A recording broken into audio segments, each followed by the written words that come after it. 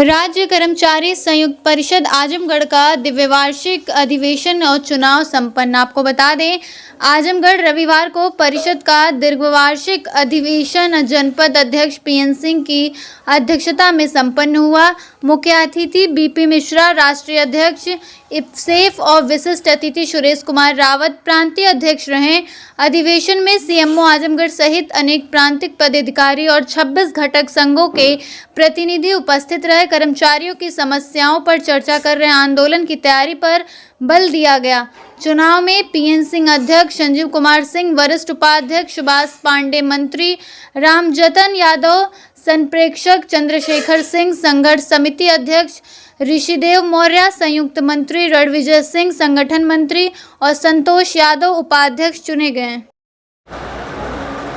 वर्तमान में देश के कर्मचारियों की मुख्य 6 मांगे हैं, जिन पर Indian public service employees federation लगातार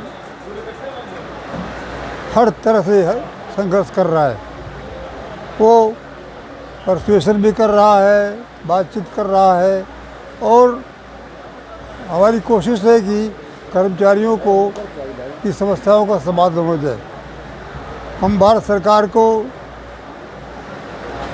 खासतौर से प्रधानमंत्री जी को, राजनाथ सिंह को धन्यवाद देना चाहेंगे कि उन्होंने 8वें वेतन आयोग की घोषणा कर दी। इसी सरकार ने पार्लियामेंट में एक घोषणा की थी कि अब देश के कर्मचारियों को कोई वेतन आयोग नहीं मिलेगा, गठित नहीं किया जाएगा। और सबने, देश के कर्मचारियों ने, संगठनों ने जब दबाव बनाया और ये ख़तरा हुआ कि भावी चुनाव में इस सरकार को क्षति उठानी पड़ेगी, तो उन्होंने 8वें वेतन आयोग की घोषणा कर दी। और घोषणा किए हुए भी वो लगभग 1 साल बीत रहा है, उसका गठन नहीं किया था। लेकिन जब फिर हम लोगों ने दबाव बनाया तो माननीय प्रधानमंत्री जी ने वेतन आयोग का गठन कर दिया, उसके अध्यक्ष बना दिए और उसकी कार्रवाई तेज़ी से चल रही है।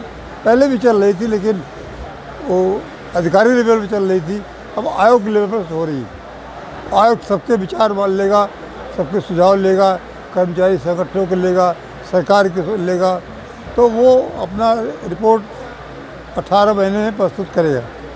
हमने भारत सरकार के कैबिनेट सेक्रेटरी से भी 2 महीने पहले बात की थी, तो उन्होंने कहा था कि 8वां वेतन आयोग मिलेगा कर्मचारियों को और एक 86 से मिलेगा, एक 26 से मिलेगा और उसमें कोई दुविधा नहीं है और हम लोग प्रयास कर रहे हैं।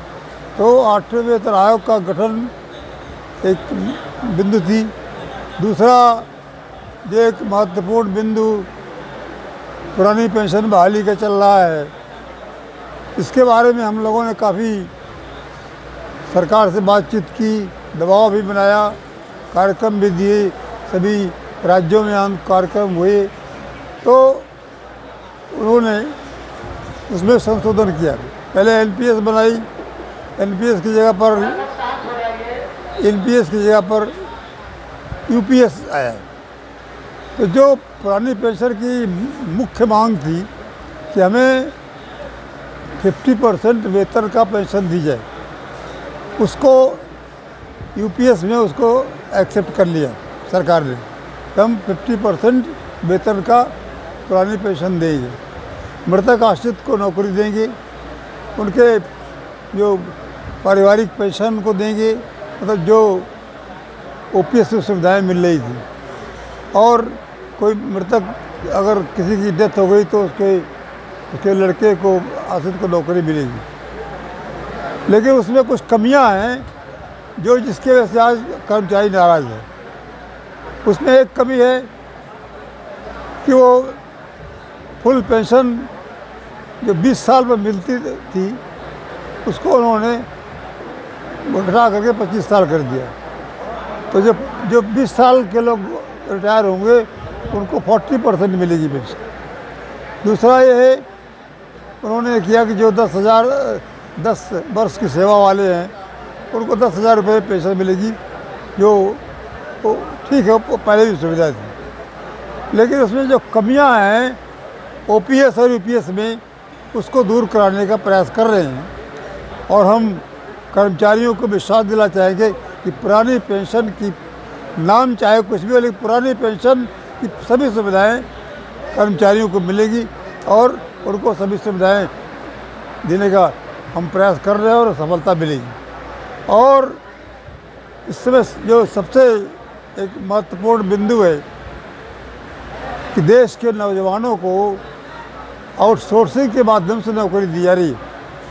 आउटसोर्सिंग के कर्मचारियों को सिर्फ 6,000 रुपये या 8,000 रुपये मिलता है। तो 8,000-6,000 रुपये में वो अपना पेट नहीं भर सकते, कर्मचारी अपना परिवार क्या चलाएंगे। ये सरकार जाती कर ली थी कि रेगुलर भर्ती की जगह पर उन्होंने जो आउटसोर्सिंग कर दिया। इस समय लगभग 50 लाख कर्मचारी देश में आउटसोर्सिंग में काम कर रहा है, उनके साथ शोषण हो रहा है। इसके लिए हम लोग काफ़ी प्रयास कर रहे हैं और हम उत्तर प्रदेश की सरकार कुछ आगे बढ़ी है। इन्होंने ये निर्णय किया, आदेश जारी किया है कि अब जो रिक्त पद हैं उन पर आउटसोर्स के कर्मचारी नहीं रखे जाएंगे, उनकी नियमित भर्ती होगी। तो ये एक सुविधा मिल गई कि जो राज्य कर्मचारी हैं, जो शिक्षक हैं, शिक्षेत्र कर्मचारी हैं, जितने भी हैं लोकल बॉडीज़ के हैं, उनके अब रेगुलर भर्ती की जाएगी, आउटसोर्स से नहीं रखी जाएगी। आउटसोर्स सरकार रखेगी तो कहीं और काम के लिए रखेगी, जैसे पहले डेली वेज रखते थे। लेकिन उनका भी जीवन जो 6,000 रुपये में नहीं चल सकता। तो हम उत्तर प्रदेश सरकार को बधाई देंगे, मुख्यमंत्री जी को, जिन्होंने उनको जो न्यूनतम वेतन था, जो 6,000 था मिल रहा था, उनको अब 20,000, 25,000, 40,000 मिलेगा योग्यता के हिसाब से। तो इसलिए उनको थोड़ी सुविधा मिली है, लेकिन हमने मांग की थी कि इनको रेगुलर किया जाए, जब भर्ती हो तो उसमें इनको प्राथमिकता दी जाए। ये मांग नहीं पूरी हुई है, तो अभी अधूरी वो भी रह गई है। तो इस तरह से अभी जिस कर्मचारियों की समस्याओं पर अभी बहुत संघर्ष करना है। इस वजह से हम लोग पूरे देश भर में दौरा कर रहे हैं और अभी हमने राजस्थान में किया था, मध्य प्रदेश में किया था, छत्तीसगढ़ में किया था, वहाँ जम्मू कश्मीर में हुआ था मीटिंग, कई जगह जगह हो रही कर रहे हैं। तो एम्प्लॉइज़ जब तक ऑर्गेनाइज नहीं होगा, जब तक वो यूनाइट नहीं होगा आज, तो तब तक वो उसकी समस्याओं का हल नहीं। वो मैं ये कहना चाहूँगा, आज का कर्मचारी सुविधाभोगी हो गया है। हम लोग जब कर्मचारी राजनीति में आए 2 साल की नौकरी में, तो हमने दरी बिछाने से काम शुरू किया। एक दरी बिछा करके मंच बनाते थे और वहाँ से लेकर के हम यहाँ आए। आज कर्मचारी, तब हम लोगों के पास साइकिल भी नहीं थी, पैदल चलते थे। आज सबके पास सुविधाएं हैं, मोबाइल हो गया है, सब अपने आपस में। लेकिन जो हमारा ये आज इस अधिवेशन में अब ये उच्च अधिकारियों द्वारा कर्मचारियों का शोषण किया जाता है, इस पर क्या है? कर्मचारियों का शोषण कई तरह का हो रहा है।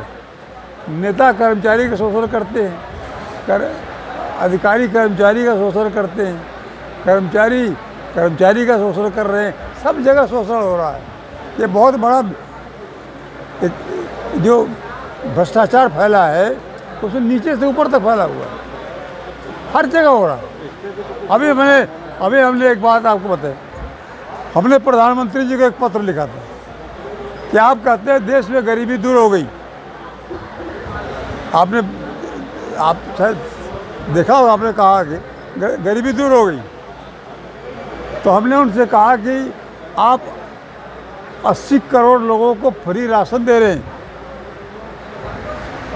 तो 140 करोड़ की आबादी में से 80 करोड़ तो गरीब हो गए जिनको आप राशन दे रहे हैं, तो गरीबी कहाँ से दूर हो गई। दूसरे 25% मध्यम श्रेणी के लोग हैं जो आज ज़्यादा पीड़ित हैं, जो जिनका कपड़ा लत्ता और पढ़ाई लिखाई बच्चों की वो नहीं कर दे पा रहे हैं, उनको इतना वेतन सुविधाएं नहीं मिल रही।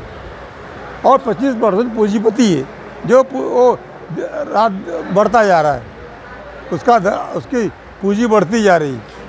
तो जो ये इस तरह का बयान देते हैं 80 करोड़ है वो गरीब है, तो उनको आप राशन क्यों दे रहे हैं अगर गरीब नहीं है।